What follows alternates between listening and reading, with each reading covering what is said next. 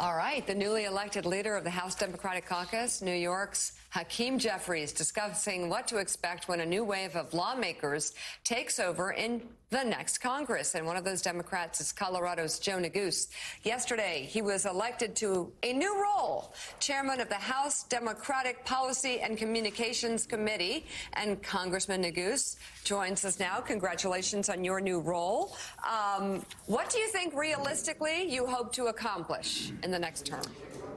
Well, good morning, Mika, and thank you. Look, I think there's a lot that we can accomplish. I think that our deeply talented new minority leader, Hakeem Jeffries, articulated it so well. There's much that I think we can do to try to find common ground with the folks on the other side of the aisle and deliver real results for the American people, but also draw the contrast given the rising extremism on the other side. So we're going to try to forge consensus where we can, try to tackle the most consequential issues facing the American public, and remain laser focused on the issues that we've been working on for the better part of the last 4 years, lowering costs, creating better paying jobs for Americans, and building safer communities across our great country.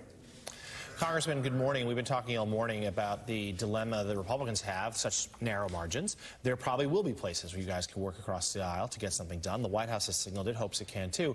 But there are some real extremists, the Marjorie Taylor Greenes of the world, who are coming to positions of real prominence now in the GOP, which will soon be in control of Congress. How do you deal with them? How do you navigate that dynamic? Well, you said it well. There's clearly a stark contrast when you think about the chaos, kind of the havoc on the other side of the aisle, juxtaposed against the unity within the House Democratic Caucus around the new generation of leadership, and all of us remaining focused on, as I said, delivering real results for the American people. It's not to say that there won't be some opportunities over the next year, the Farm Bill reauthorization, FAA reauthorization, a number of other policy debates that we will have. But make no mistake, this is not Dwight Eisenhower's Republican Party, Ronald Reagan's Republican Party. It is a different Republican Party, clearly disinclined to work and govern from a common sense perspective. So we intend to do everything that we can to lead from our values, stand on our principles, and deliver for our constituents. Chen. Congressman, it's Jennifer Palmieri. Good to see you. So your job is to sort of keep people focused on policy, provide good messaging for that, what they're supposed to do. Oh, I was looking at the wrong camera, friend. There you go. Sorry about that. Keep them focused on policy. But I'm wondering, you just lost the House. In the caucus, what is the mood? Is the mood, are people feeling, is it going to be hard to motivate people to get behind these policy initiatives? Are going to be difficult to enact? Or are you feeling that people are somehow inspired after the midterms?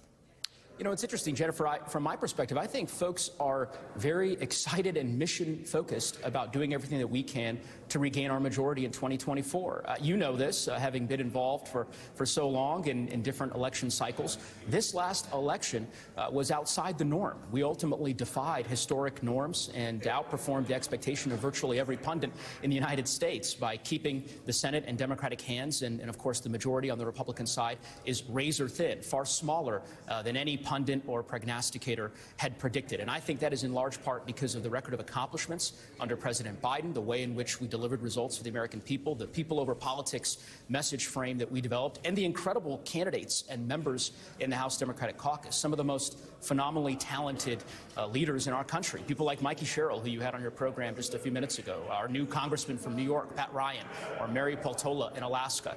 I think that we will be united and will stick together over the course of these next 24 months. The Republicans